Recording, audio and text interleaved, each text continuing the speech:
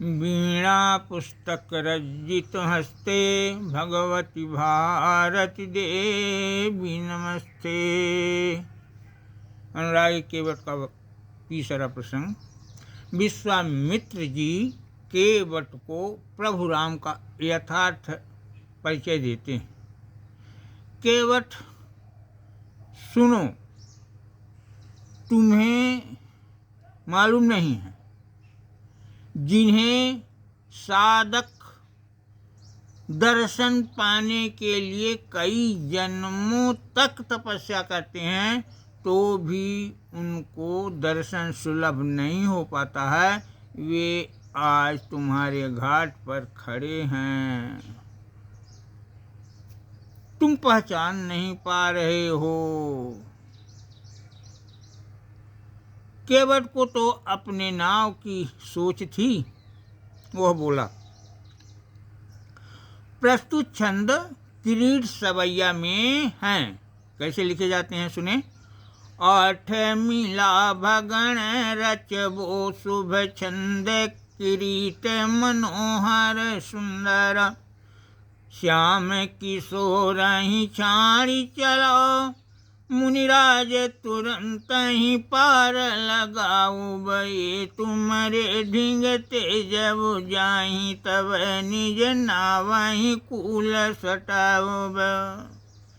इन श्याम किशोर को छोड़कर आप चलें, मैं पार लगा दूंगा, परंतु नाव किनारे तभी लाऊंगा जब ये आपके पास से दूर हो जाएंगे।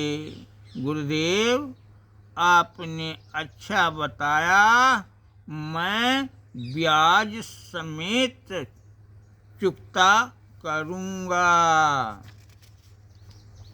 दीन बताई भला गुरुदेव अलक्षित भेद नहीं खुल पावत कोटि कलाधर हुई निछावर मूरति मंजू मनोज लजावत ठाढ़ रहे प्रभु आजु इतै शुभ दर्शन लावे मिले मनोभावत पर भय पुनि देखी न पाई सो गुनि के बट नावन लावत।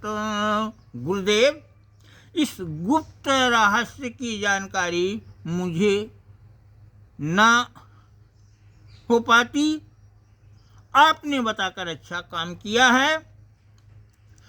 करोड़ों चंद्रमा भी जिनकी सुंदरता की बराबरी नहीं कर सकते, उनकी शोभा देख कामदेव लज्जित रह जाते हैं। ऐसे प्रभु आज घाट में खड़े हैं, दर्शन देते रहें, पार हो जाने पर तो दर्शन दुर्लभ हो जाएगा। केवट को पूर्व घटना का स्मरण हो जाता है। श्रापित गंधर्व जो काठ बन गया था, नाव उससे ही बनी है। प्रभु के चरण स्पर्श होते ही वह तर जाएगी। इस वजह से वह नाव किनारे नहीं लगा रहा है। प्रकरण क्या था। इंद्र सभा मह गायक एक रहा मन भावन गीत सुनावत एक दिन सुरताल नसन पुरंदर कै भृगुटी चढ़ी आवत ता कहाँ श्राप दियो सुर नायक काठ बने सठ गीत नसावत रोबत ठाढ़ करे बिनती सुर राज दया करी युक्ति बतावत। जो जग व्यापक ब्रह्म अनादि सुरेश महेश निरंतर ध्यावहि सो प्रगट अवधेश निकेतन देव नदी तरने कहाँ आवहीं तू तरु होई बन तरनी जब राम धर पग तौ तरि जावही जानत भेद निषाद रहायहि कारण आपन नाव न लावही।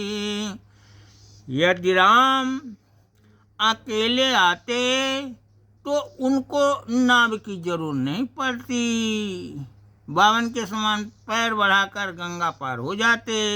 लेकिन आज गोचर अगोचर के साथ हैं, अब ठाड़ ही रहना पड़ेगा। आवत जो इत राम अकेले ही तो तरनी कर बाट न जो है तो बामन सा प्रभु पैर बढ़ावत नापत गंगन मार्ग टोहत आजुर है कछु और ही बात अगोचर संग ही गोचर सोहत केवट नाव न लावत घाट की ठाढ़ रहे मन मोहन मोहत। केवट अपने परिवार जनों को तेजी से पुकारता है। तेरा तो हाथ उठाई निषाद अरे हमारे घर के सब आबहु नाऊ निबेरी पुकारत पूतन आबहु दौड़ी न देर लगाबहु। राम जी को नाव की ओर आते देखकर केवट बोल उठता है, आप दूर ही खड़े रहें।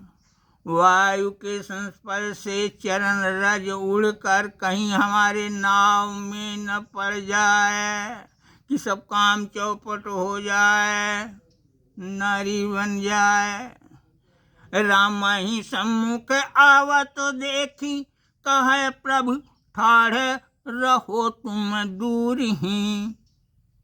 जानऊ मर्म तुम्हारे सब चली वायु रही उड़ी है पग धूरी। आई परी तरनी माह सो घरनी बन जाई कारज पूरी। मानत हो नहीं बात हमारी जरा ठहरो बिहरो प्रभु दूरी। भगवान को भी कह रहा है कि दूर ही रहो, धन्य है केवट। जानत हूँ पग की महिमा प्रगति नखते हरि मौल बिहारिनी।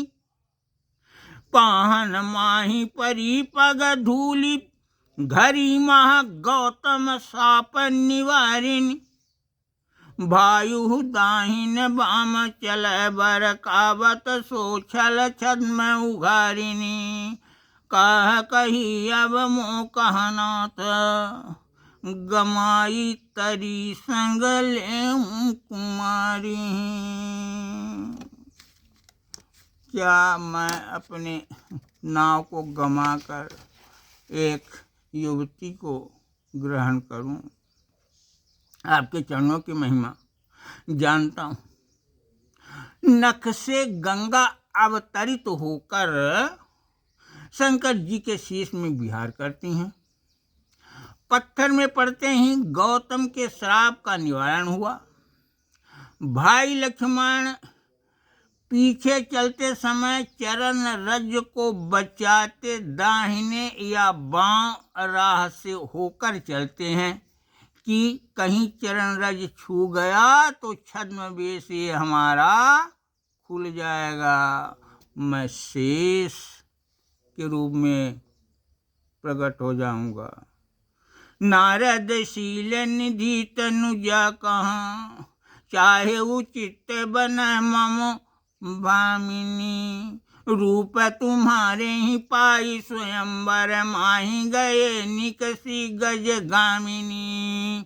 नारद खांसी खखारी रहे नहीं ताकिसी भोरे हु गर्वित बामिनी। याचक जाचत पावत नाही अजाचे हु घेरी रह घर कामिनी।